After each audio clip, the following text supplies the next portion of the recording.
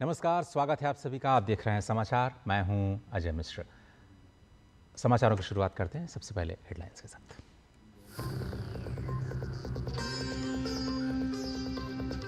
प्रधानमंत्री नरेंद्र मोदी आज कुवैत के अमीर, क्राउन प्रिंस और प्रधानमंत्री सहित अन्य उच्च अधिकारियों के साथ करेंगे मुलाकात। दोनों देशों के बीच कई समझौता ज्ञापनों पर होंगे हस्ताक्षर।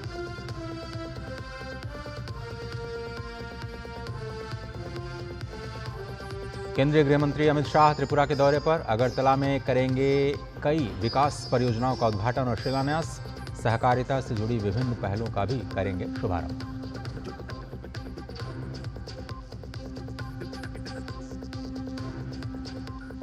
महाराष्ट्र में मंत्रियों के बीच विभागों का बंटवारा।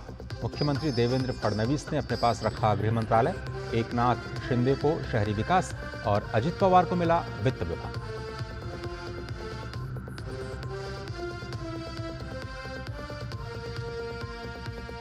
जर्मनी में क्रिसमस बाजार पर हुए हमले की भारत ने की कड़ी निंदा।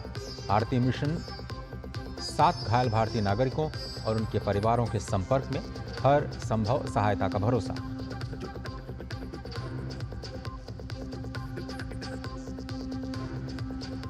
और महिला under 19 T20 cricket Asia cup के फाइनल्स में भिड़ने के लिए तैयार भारत और बांग्लादेश। बांग्लादेश ने टॉस जीतकर गेंदबाजी का लिया फैसला।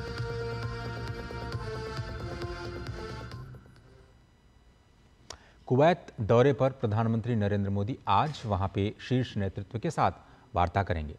प्रधानमंत्री मोदी को कुवैत सिटी स्थित बायन पैलेस में औपचारिक रूप से गार्ड ऑफ ऑनर दिया जाएगा।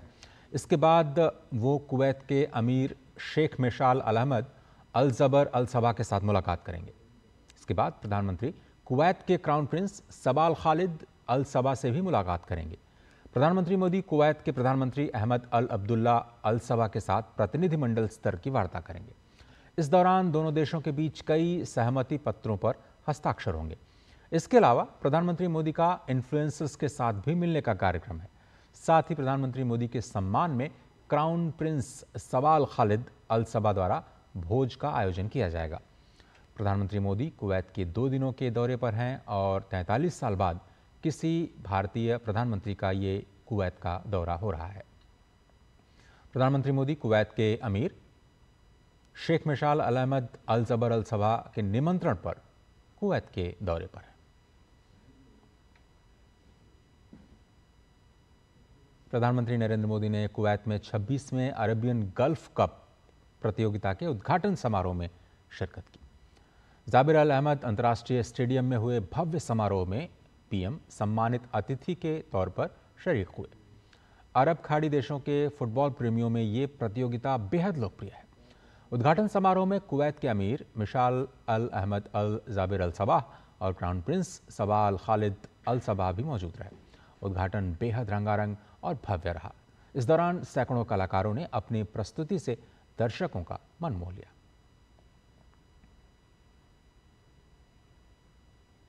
प्रधानमंत्री नरेंद्र मोदी ने कल कुवैत दौरे के पहले दिन भारतीय समुदाय को संबोधित किया। प्रधानमंत्री को सुनने के लिए हजारों की संख्या में भारतीय उमड़े। पीएम ने कुवैत के विकास में भारतीय समुदाय के योगदान को सराहा। 4 दशक से अधिक समय बाद किसी भारतीय प्रधानमंत्री की पहली कुवैत यात्रा का जिक्र करते हुए उन्होंने इस दौरे को यादगार बताया।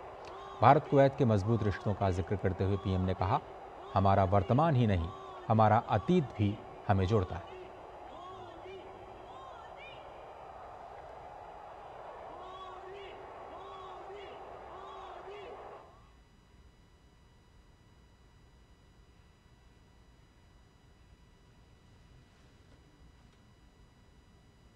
भारत और कुवैत का रिश्ता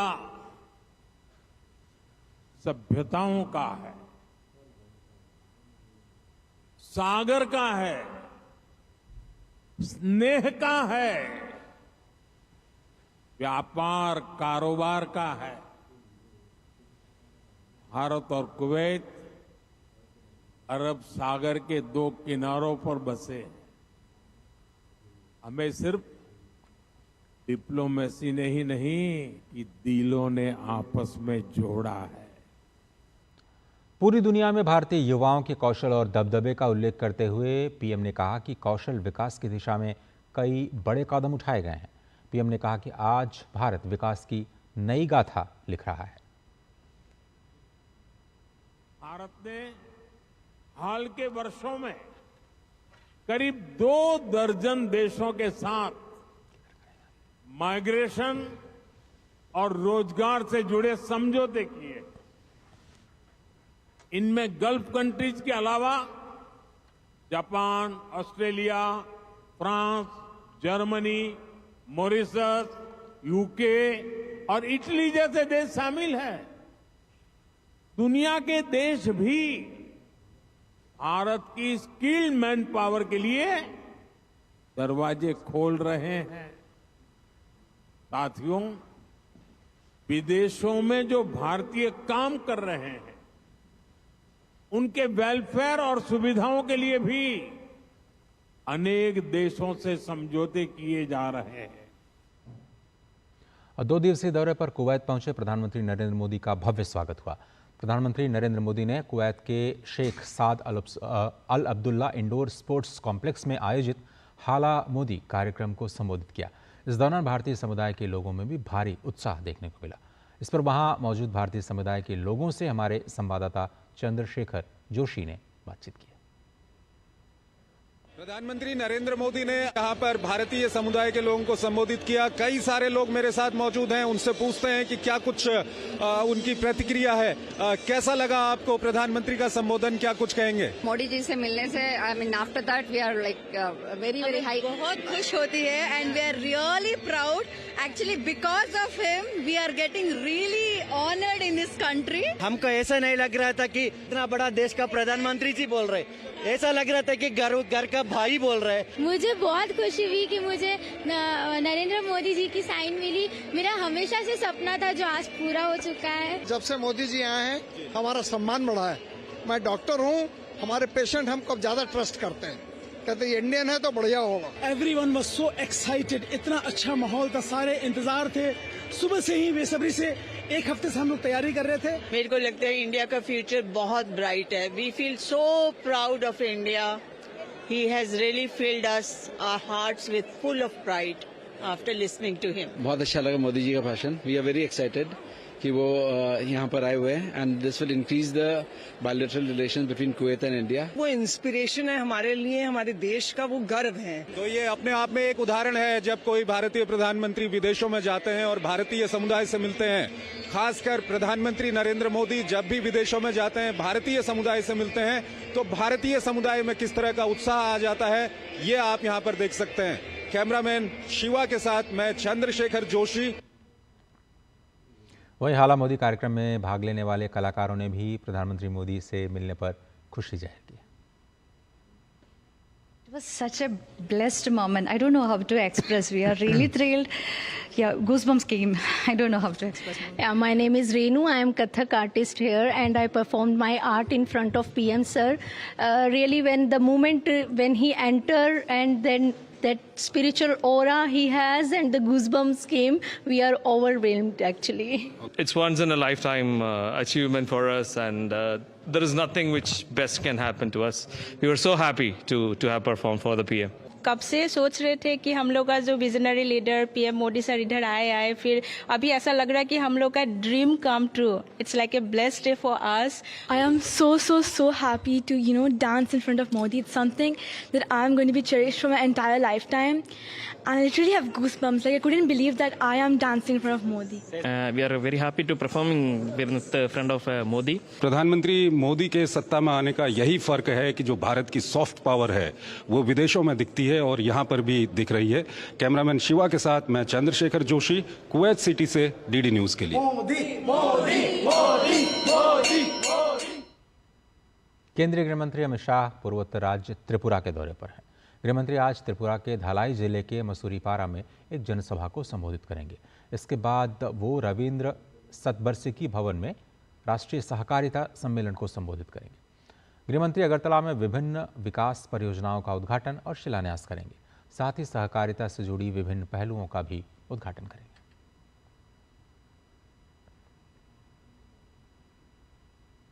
महाराष्ट्र में फडणवीस सरकार ने मंत्रियों को विभाग आवंटित कर दिए हैं।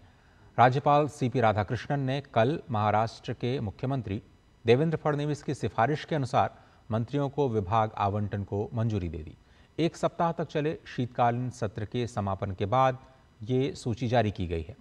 मुख्यमंत्री देवेंद्र फडणवीस ने गृह, ऊर्जा और कानून विभाग अपने पास रखा है। अजित पवार को वित्त विभाग की जिम्मेदारी दी गई है। वहीं एकनाथ शिंदे को शहरी विकास और लोक निर्माण विभाग सौंपा गया है। चंद्रशेखर बावनकुले को राजस्व, उदय सामंत को उद्योग, चंद्रकांत पाटिल को उच्च एवं तकनीकी शिक्षा, गणेश नाइक को वन, पंकजा मुंडे को पर्यावरण, हसन मुशनिफ को मेडिकल एजुकेशन, गुलाब राव पाटिल को पानी आपूर्ति, राधा कृष्ण विखे पाटिल को जल संपदा, दादा भुसे को स्कूल शिक्षा, अशोल बिखे को आदिवासी विकास, प्रताप सरनाइक को परिवहन, धनंजय मुंडे को खाद्य आपूर्ति, अतुल सावे को ओबीसी विकास, संजय सिरसाट को सामाजिक न्याय और भरत गोगवाले को रोजगार विभाग की जिम्मेदारी सौंपी गई।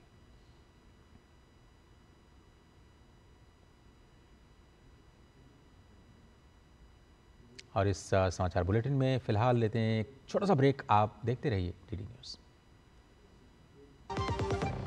खुद को पैम्पर करिए MDH बादाम रोगन के साथ, जो आपको संवारे, निखारे और नरिश करे। चमके चमके हाँ, दमके दमके, त्वचा में समाए, हाइड्रेट करे, हर उम्र की त्वचा का पोषण करे। You deserve the purity. MDH बादाम रोगन, नेचुरल, टेंडर, प्योर। चमके चमके।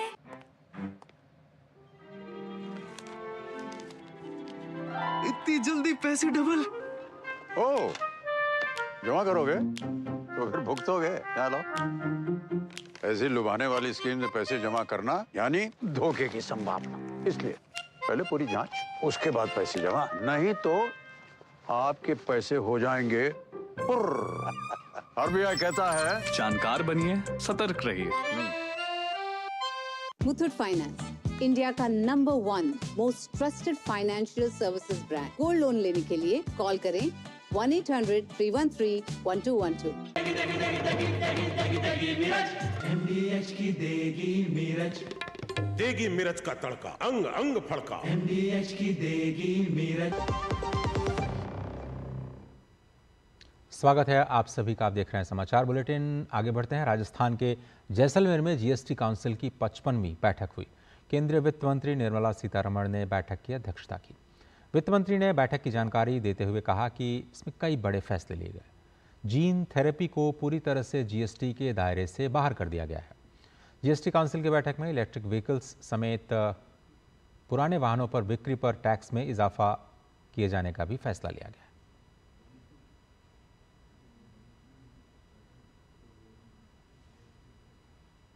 Gene therapy, which is now very critical for life saving, have been totally exempt.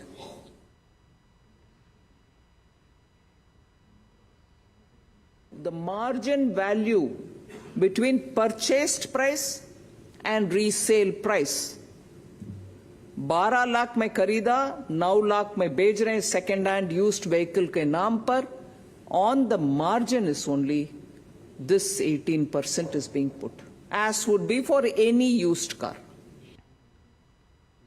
वित्त मंत्री ने कहा कि GST काउंसिल ने फैसला लिया है कि फोर्टिफाइड चावल के दाने पर एक समान 5% की दर से GST वसूल किया जाएगा।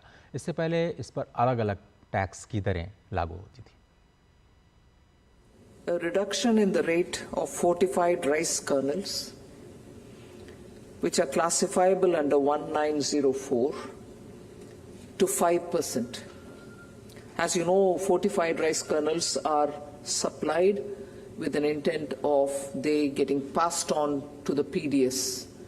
So the poor benefit from it, and it was a conscious decision. भारतीय रेलवे द्वारा 69वें अतिविशिष्ट रेल सेवा पुरस्कार 2024 का आयोजन भारत मंडपम में किया गया। मैं हूं भारतीय रेल, इस थीम पर आधारित इस समारोह में रेल मंत्री अश्विनी वैष्णव ने 101 कर्मचारियों और अधिकारियों को विभिन्न श्रेणियों में उनके असाधारण योगदान के लिए सम्मानित किया। इसमें नवाचार से उत्पादकता में सुधार, राजस्व सृजन, सुरक्षा, संचालन में सुधार, सुरक्षा, परियोजना पूर्णता और खेल शामिल है। साथ ही विभिन्न श्रेणियों में सर्वश्रेष्ठ प्रदर्शन करने वाले 22 जोन्स को भी शील्ड्स दिए गए।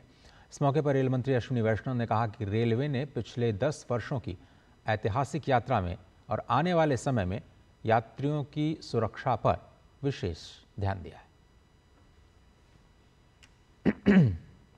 बहुत ही गौरव की बात है कि रेलवे में देश भर में जो अच्छा काम हो रहा है उसमें भागीदार होने वाले सभी कर्मचारियों को और अधिकारियों को आज पुरस्कृत किया गया है। नए संकल्प भी लिए गए हैं। नए संकल्पों में हमारे सभी रेलवे के सभी एस्पेक्ट्स को कवर करने वाले संकल्प हैं और जो इन 10 वर्षों में बड़ी उपलब्धियां हैं उनको भी याद किया गया है। पंजाब के मोहाली में बहुमंजिला इमारत के ढहने के बाद बचाव अभियान तेजी से जारी है।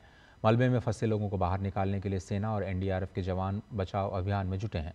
प्रशासन ने कहा कि मलबे में फंसे एक व्यक्ति को बचाने के लिए हर संभव प्रयास जारी रहेगा। वहीं घायलों को आपातकालीन सेवाएं प्रदान करने के लिए शहर के प्रमुख अस्पतालों को अलर्ट पर रखा गया है। अधिकारियों का अनुमान है कि मलबे में 15 लोग फंसे हो सकते हैं।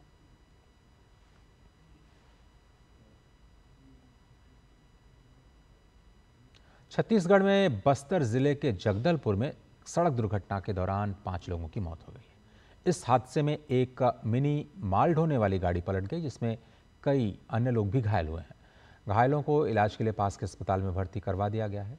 वहीं सूचना मिलते ही स्थानीय पुलिस मौके पर पहुंची और मामला दर्ज कर आगे की कार्रवाई की जा रही है।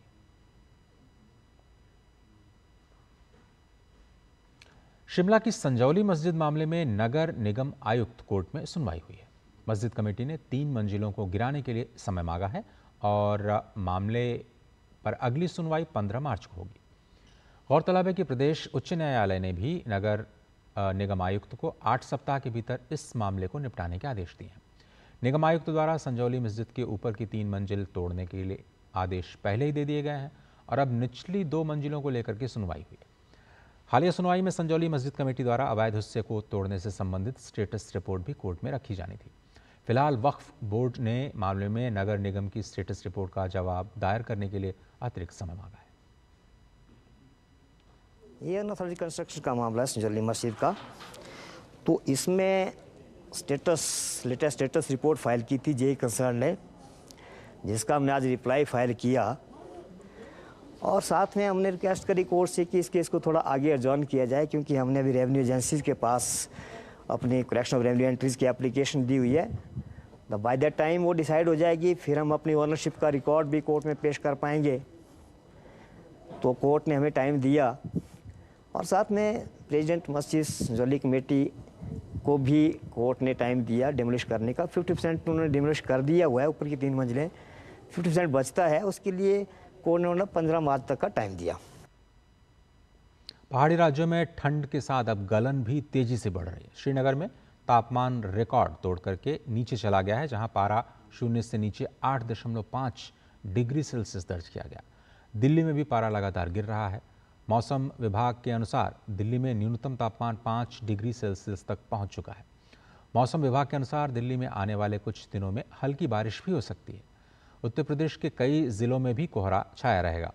इसके अलावा मौसम विभाग ने हिमाचल प्रदेश के कुछ हिस्सों में शीतलहर से लेकर भीषण शीतलहर की संभावना जताई है।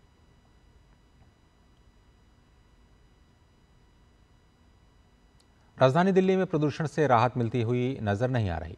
दिल्ली के कई जगहों पर प्रदूषण गुणवत्ता सूचकांक 400 पार आज भी गंभीर श्रेणी में बरकरार है। दिल्ली में सुबह 6 बजे दर्ज AQI के मुताबिक सबसे ज़्यादा वायु जहांगीरपुरी की रही, जहां पर AQI 437 दर्ज किया गया। इसके अलावा आनंद विहार में 423, अशोक विहार में 428, भवाना में 430, बुरारी क्रॉसिंग में 406, द्वारका सेक्टर 8 में 426, मुंडका में भी 426, नेहरू नगर में 428, पड़पड़गंज में 400, पंजाबी बाग में 417, RK पुरम में 408, रोहिणी में 423, विवेक विहार में 416, वजीरपुर में 432 AQI दर्ज किया गया। भारत ने जर्मनी के मैग्डेबर्ग शहर में शुक्रवार के दिन क्रिसमस बाजार पर हुए हमले की कड़ी निंदा की है। इस दिल दहला देने वाले हमले में 5 लोगों की मौत हो गई है, जबकि कई लोग घायल हैं। हादसे में 7 भारतीय नागरिक भी शामिल हैं। इनमें से 3 को अब अस्पताल से छुट्टी मिल गई है। इस हमले की भारतीय विदेश मंत्रालय ने निंदा की है। विदेश मंत्रालय ने एक बयान जारी कर कहा है, हम इस क्रूर हमले की कड़ी निंदा करते हैं। हमारी संवेदनाएं और प्रार्थनाएं पीड़ितों और उनके परिवारों के साथ हैं। बयान में आगे कहा गया कि हमारा मिशन घायल भारतीयों और उनके परिवारों के संपर्क में बना हुआ है और उन तक हर संभव सहायता पहुंचाई जा रही है।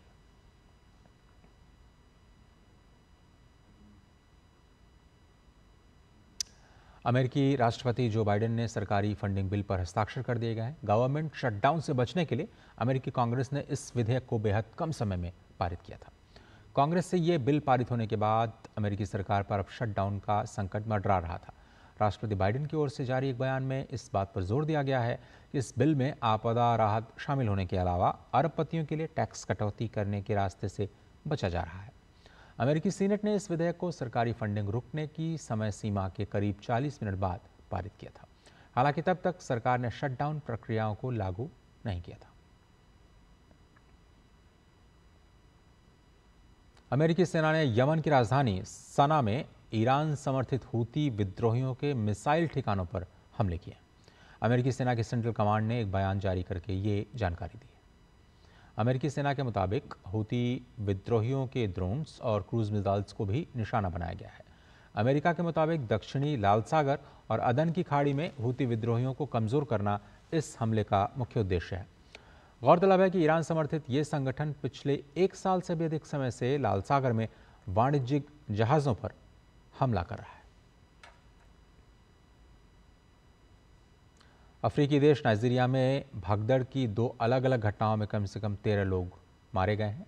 इसमें से एक घटना राजधानी अबुजा में होली ट्रिनिटी कैथोलिक चर्च द्वारा वितरित किए जा रहे दान के उपहार लेने के दौरान मची भगदड़ में हुई, जिसमें 10 लोगों की मौत हो गई है और कई अन्य घायल हुए हैं। मृतकों में अधिकतर महिलाएं और बच्चे शामिल हैं।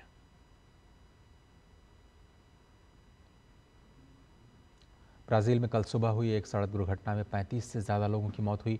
स्थानीय अग्निशमन विभाग के अनुसार यात्रियों से भरी एक बस के ट्रक में टकराने से ये हादसा हुआ है। इस भीषण टक्कर के बाद बस में आग लग गई। स्थानीय अधिकारियों के मुताबिक बस में सवार 45 यात्रियों में से बस चालक समेत 38 लोगों की मौत की पुष्टि हो चुकी है। वहीं हादसे की चपेट में आने वाले कई अन्य यात्रियों की हालत अब भी नाजुक बनी हुई है। अधिकारियों के मुताबिक हादसे के कारणों का पता लगाने के लिए फॉरेंसिक जांच की आवश्यकता होगी।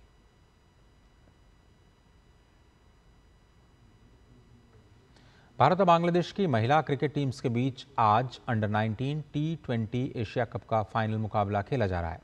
ये मैच कुआलालंपुर में आयोजित किया गया है। मैच में बांग्लादेश ने टॉस जीता और पहले गेंदबाजी करने का फैसला किया। निकी प्रसाद की अगुवाई वाली भारतीय टीम अब तक टूर्नामेंट में अजेय है। ग्रुप ए में शीर्ष पर रहने के बाद भारत ने सुपर 4 में भी 4 में से 3 मैच जीतकर अंक तालिका में शीर्ष स्थान हासिल किया।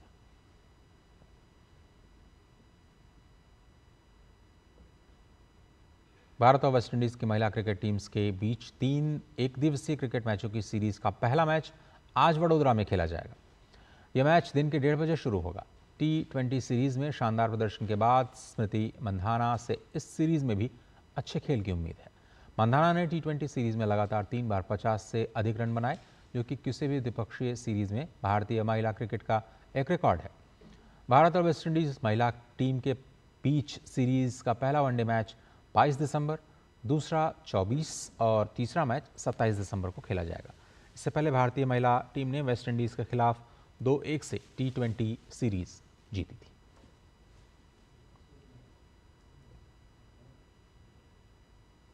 और इसी के साथ इस समाचार बुलेटिन में फिलहाल इतना ही। पूरी टीम को दीजिए इजाजत।